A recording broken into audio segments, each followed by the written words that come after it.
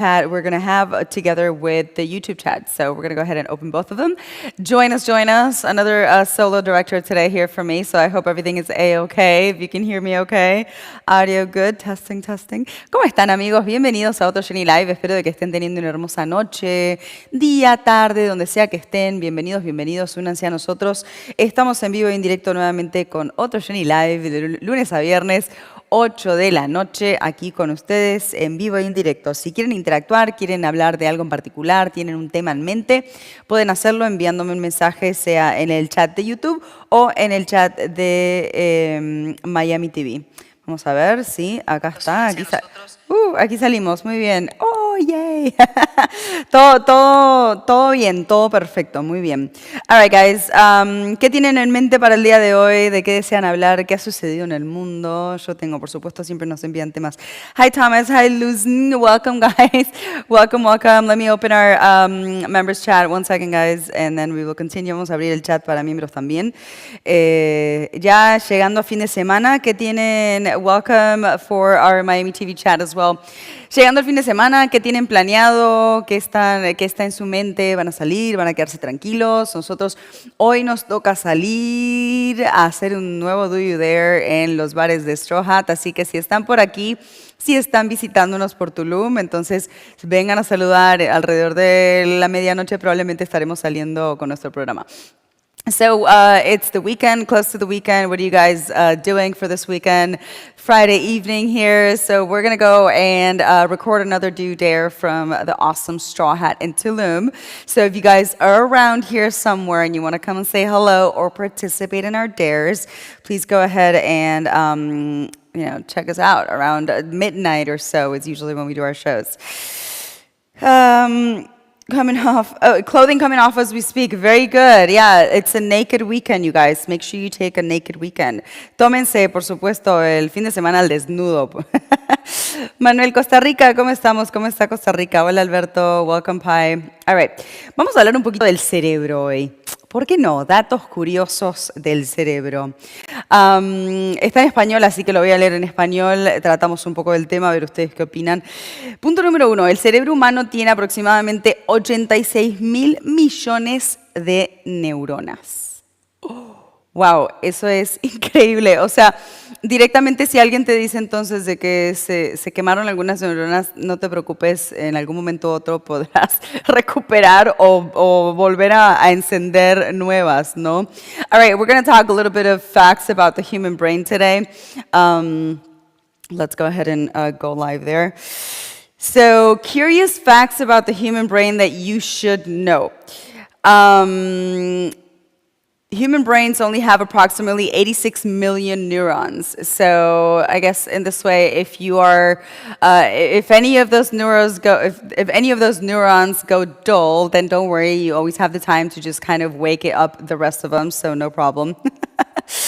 Número 2, a pesar de representar solo el 2% del peso corporal, el cerebro consume alrededor del 20% de la energía del cuerpo.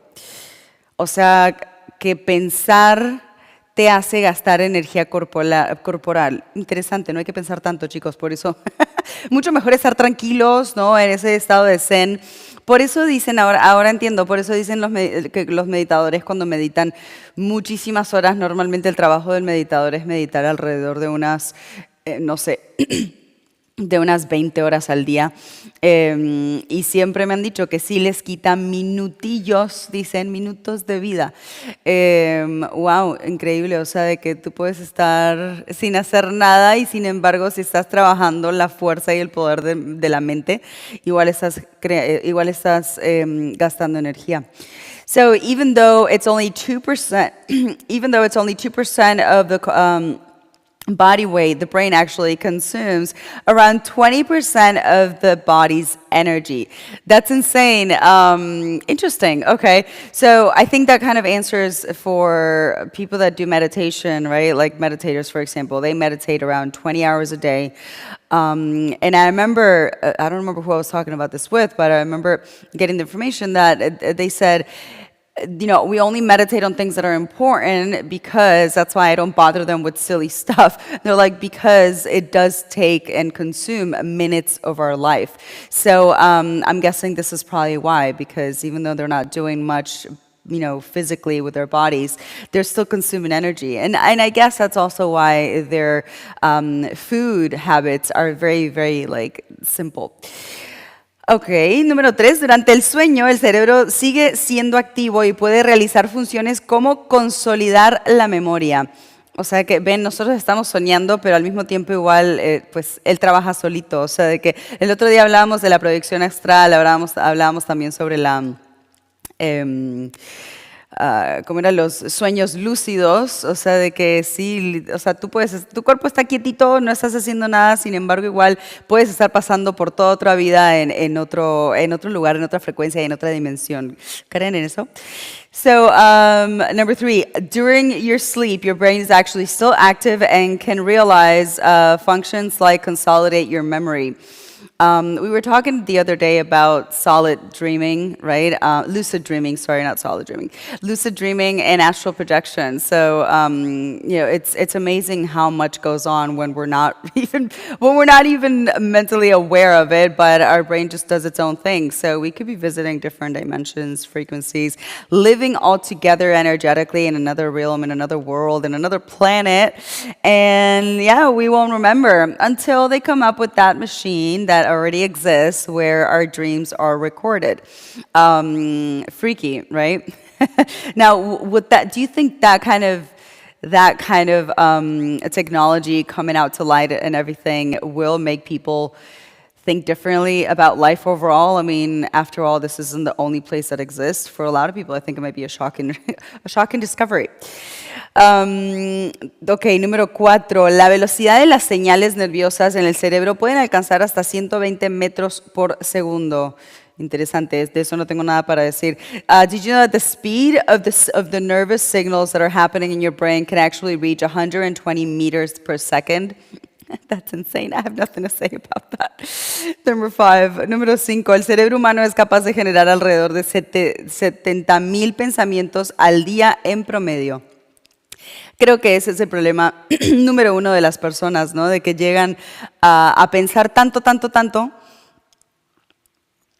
que simplemente no tienen tiempo para descansar, para estar tranquilos, para recibir información, porque aunque no estés pensando conscientemente en algo, estás conectándote con algo. Por lo tanto, los pensamientos hay que ir a cortar. Si tenemos 70,000, vamos a cortarlos, chicos, a la mitad, por lo menos. Una mitad de pensamientos conscientes al día, el resto que pase solito, por lo menos para poder absorber información que necesitamos para nuestro propio crecimiento. Wow, 70,000 es un montón. Says the human brain is also capable of generating around 70,000 thoughts throughout the day, approximately. That is insane. If anybody's gone through the day counting their thoughts, you would obviously go crazy, but 70,000 thoughts is, wow.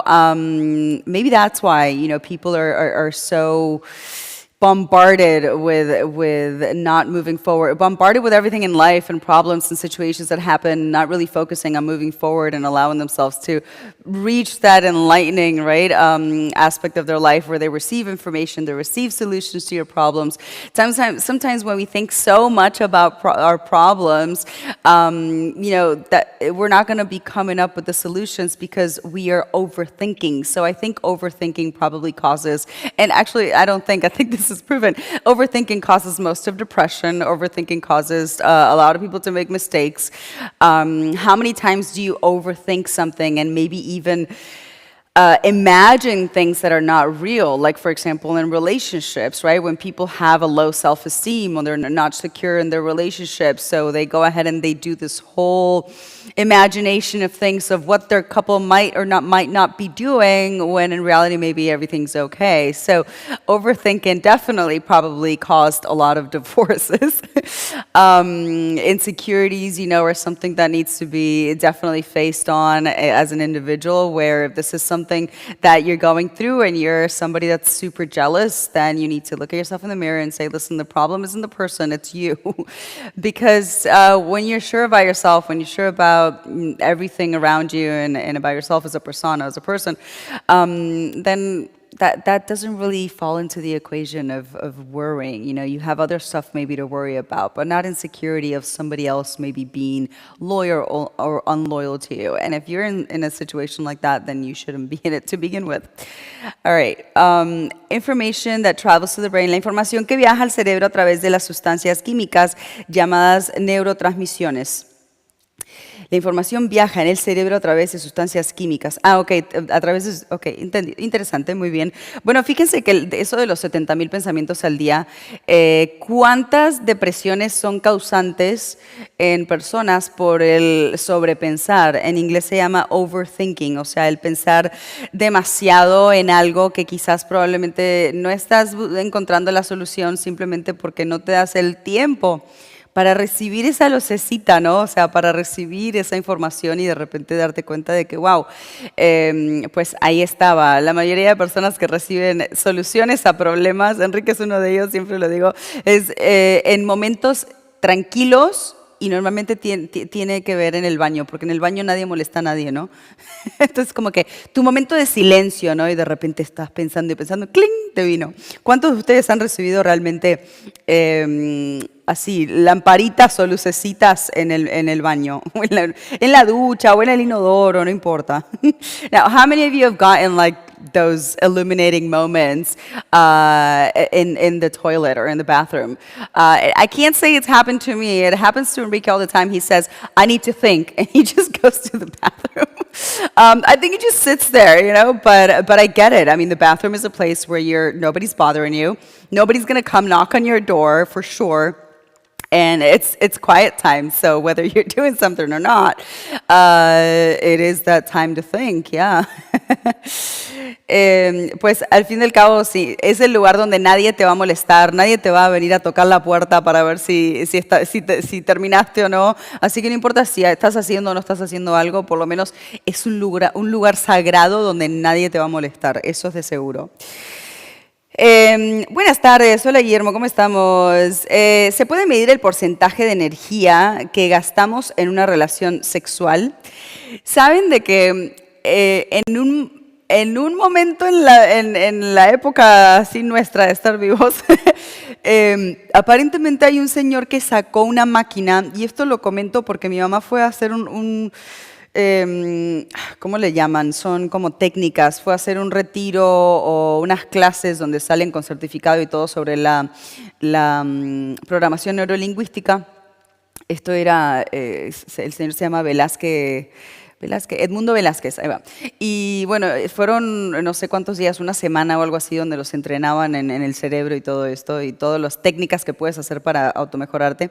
Y en una de las charlas me contaba ella que él contó que hay un señor, no sé el nombre, que sacó una máquina que supuestamente mide la energía que generan las parejas cuando están teniendo relaciones. Y que obviamente pues el gobierno la confiscó, la destruyó o no, quién sabe, capaz que la usan para otras cosas, y la persona según como que desapareció. Entonces, no es nada del otro mundo, o sea, siempre hablamos, ¿no? Somos máquinas de hacer energía y la intimidad simplemente es una forma de dos personas en generar energía, positiva o negativa o neutra, pero somos motores constantes, así que seguro que sí. David, yes, thank you. Así que la que gastas, sé que hay datos en internet que dice cuántas calorías puedes gastar teniendo una intimidad, sin embargo, no de energía en sí, no lo sé. Tú hablabas de porcentaje de energía que gastan. Claro, ¿qué tipo de energía, no? También. Porque gastas, yo creo, energía física, que es la de las calorías, por eso dicen que es muy bueno tener sexo, porque estás poniéndote en forma o perdiendo calorías, pero estás generando energía vital, que es la que necesitas para que todo en la vida te vaya bien. Do you think there's a way of measuring the percentage of energy that we lose when we're having an intimacy, a sexual relationship? I think that, I mean, yes, I'm sure there's science studies that have been done where it says exactly how many calories you spend. And I think we've talked about this before reading some articles. So yeah, you lose a lot of calories. That's why doctors say it's good to have sex, right?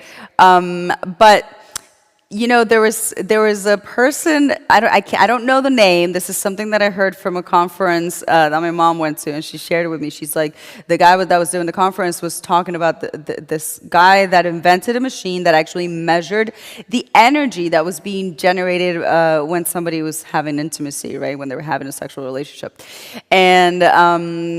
And he said that the government seized the machine, obviously made it disappear, and that maybe even made the guy disappear.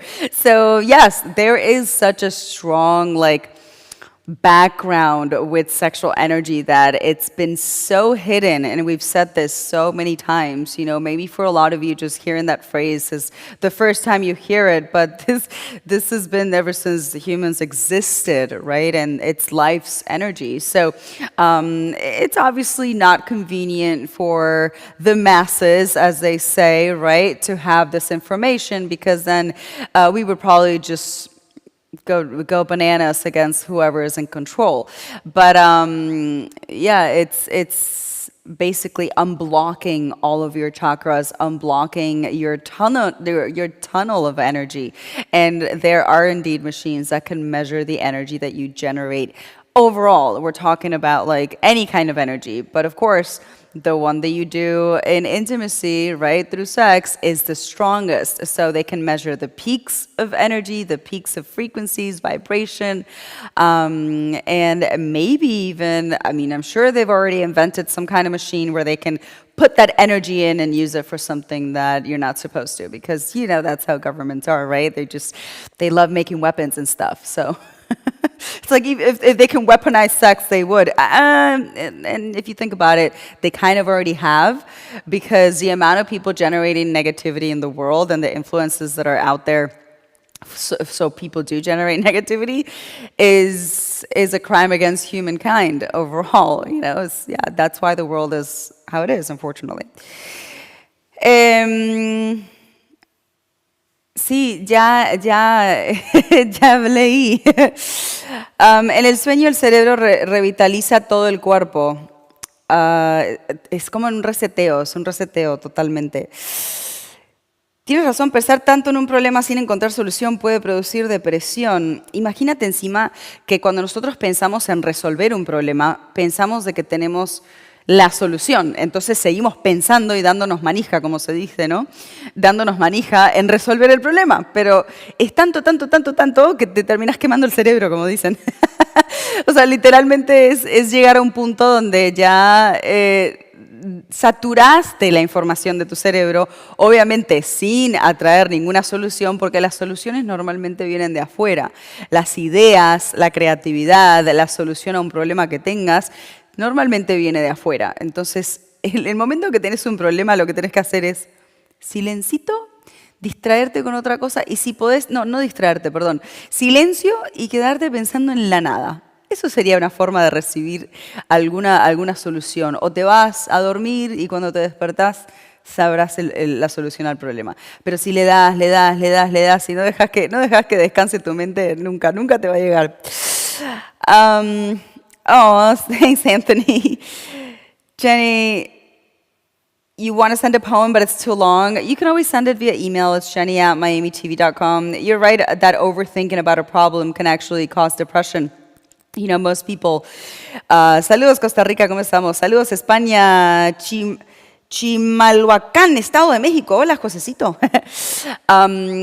When we have a problem, right, we want to find a solution so eagerly that we're constantly bombarding our brain into just doing equations to see if we can get a positive result and, you know, just a solution to it. And that's exactly what's not going to happen, because for a lot of things, there is no 1 + 1 = 2. For a lot of things that you're having issues with, there is no logic or common sense to come about with a solution. So you need to just allow the universe, right, to send you this guide of saying, listen, you could fix it this way and go a different route and do things differently, and that's it. You're gonna be okay. So maybe take a nap. You know, when you're really finding yourself in this really difficult situation, go ahead and take a nap. Go ahead and take a toilet break. Go look at nature. Go to the beach, but do something that not distracting your mind, basically, because also if you distract your mind, you're going to be kind of blind or deaf to those messages, but definitely somewhere where you could just kind of be in the present, and someone or something will eventually guide you. And I can tell you this because it's something that I do, it's something that Enrique does, and it always works, and the solutions are always there. And I've proven it 100% that when you become so anxious over something that you are desperate to fix it and fix it fast, you are bound to make more mistakes. So sometimes just sit back, and things aren't always as bad as they seem. Always also think of it like that. También pensar de que no, saludos Alberto desde Ecuador, también pensar de que no siempre las cosas son tan mal como parecen. O sea, la mayoría de nosotros cuando pasamos por una situación de estrés alto, cuando pasamos por una... Hi David, hi James, welcome. Cuando pasamos por una situación donde tenemos urgentemente que encontrar la solución al problema, normalmente la ansiedad, que es lo que nos hace que todas las moléculas empiecen como que a andar erróneamente y moverse por todos lados, como si estuviéramos escuchando una canción de rock pesado.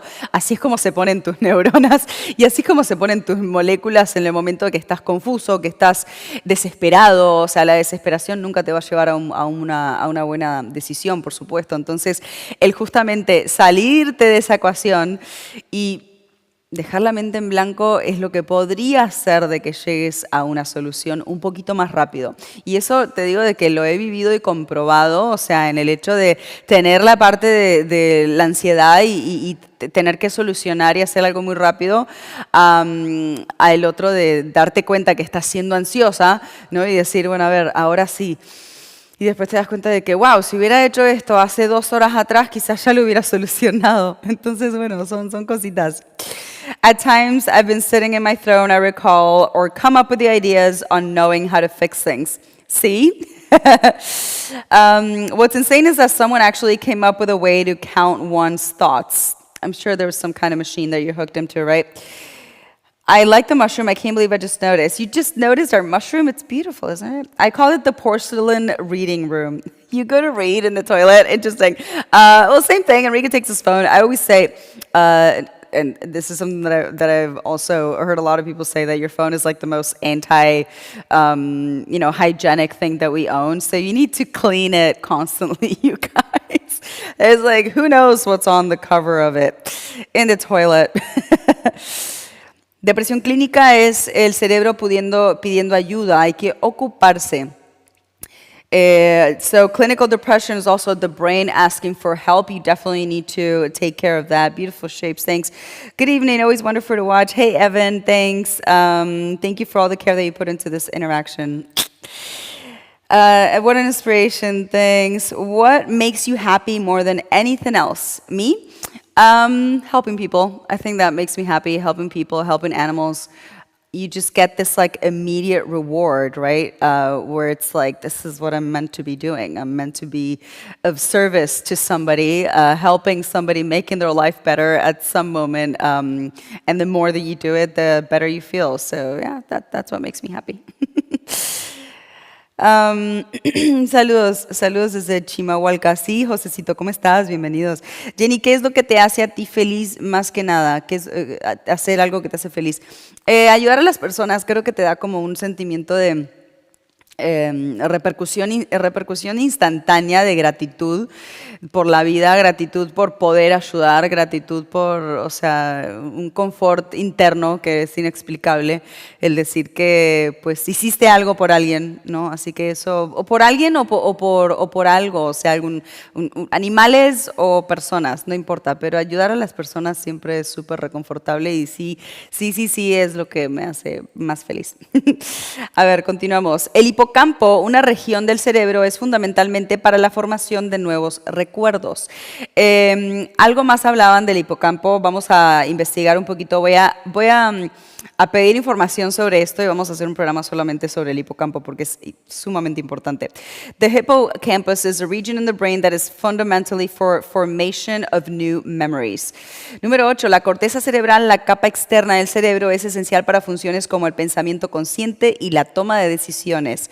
La capa externa, ok, interesante. ¿Alguna vez les han hecho un masaje de cabeza, un masaje en el cuero cabelludo? Háganselo, es súper confortable, o sea, te hace directamente como que sentir un estado meditativo inmediato y háganselo a ustedes mismos también porque es importante también masajear la cabeza, ¿no? O sea, créanlo o no. The cortex of the brain is actually the external part of the brain that is essential for functions like thinking consciously and making decisions. Have you ever had a head massage, like a scalp massage, I think would be the right way to say it. It feels really good. You can give yourself a scalp massage. Make sure you go ahead and just deep, and you're gonna feel such a comfort. You're gonna feel like your brain. You're actually gonna feel your brain. You're gonna feel like it's just kind of tingly and allowing yourself to just distend, and feel that tingly. Feels good. And now I see all of you trying to do the scalp massage. La actividad cerebral puede generar ondas eléctricas detectables mediante electroencefalografía. O más rápido, EEG. So the brain activity is actually able to generate electric waves that are detectable through EEG. La risa activa varias áreas del cerebro, incluyendo la corteza prefrontal y el sistema límbico. Por eso dicen que es saludable reírse, es bueno reírse. Says laughter actually activates also parts of the brain like the prefrontal cortex and the limbic system. That's why it's really good to laugh. I met a person once that did laughing therapy. Like he literally dressed like a clown and just started laughing and doing stupid stuff, so the person that was in the therapy would just start laughing. And he was very miserable per se, so I can't honestly say that those therapies work because he was not in a good position. But I enjoyed the spirit of it. I thought it was, it was really nice, especially if you're broken inside and you're trying to make people laugh by laughing. I think, hey, kudos to you. But yeah, overall, laughing is definitely a remedy. I laugh all the time, even for things that aren't funny. So, yeah. Hay que reírse de todo, hasta las cosas que no son chistosas, chicos. El estrés crónico puede afectar negativamente el hipocampo y la memoria. Chronic stress can actually affect negatively the hippocampus and the memory. Wow, son muchísimas. ¿Qué tal si dejamos, se nos fue la hora, vamos a dejar los próximos para el lunes. Vamos a terminar con el número 13, el número que nadie nunca quiere tener como elevador. La música puede tener efectos positivos en el cerebro, estimulando la liberación de dopamina. Por eso es tan importante escuchar música que vibre positivo, esa música que te hace feliz, esa música que te da iniciativa de relajamiento, iniciativa o de fuerza energética para hacer algo. Súper importante, cuidado con la música. So always careful with the music, because we're going to continue on Monday, you guys. But the last one for today, number 13, music can actually have positive effects in your brain, stimulating and liberating dopamine. Absolutely, music is, medicine for the soul. So it's just very careful. Be considerate of what music you're using to feed your soul and feed your brain, because it's literally food for your brain. So pick music that makes you happy, not in a happy way that you're uncontrollable, going out to make stupid mistakes. Like happy in a sense of like that happy place, that Zen place, just in truth with yourself, relaxing, or in a very active kind of way where you want to get stuff done. So yeah, use it accordingly and you'll be amazed. All right, guys, we'll see you on Monday with another Jenny Live. Hope you enjoyed, and stay positive. Don't forget, if you have topics to send us, go ahead and shout me an email to jenny@miamitv.com. We are going to continue now for members only as well in Miami TV. And subscribe if you want. We have over 6,000 shows on demand, counting the Naked Kitchens, Naked Yoga, and Do You Dare. Bueno, chicos, nos vemos entonces el lunes que viene. Nos vamos saludando por acá. No se olviden de suscribirse en miamitv.com. Tenemos más de 6,000 programas en On Demand y ahora continuamos con un seminario de energía positiva para nuestros miembros. Un besito grande, que estén muy bien. A ver si quedó algo más importante para leer. Hola, pensé que no estabas haciendo más el programa. No, sí, aquí estamos. De vez en cuando me desaparezco, pero es normal. Welcome to my phone. Oh, you're welcome. The Fae. You seem like a Fae person from the legend of King Arthur.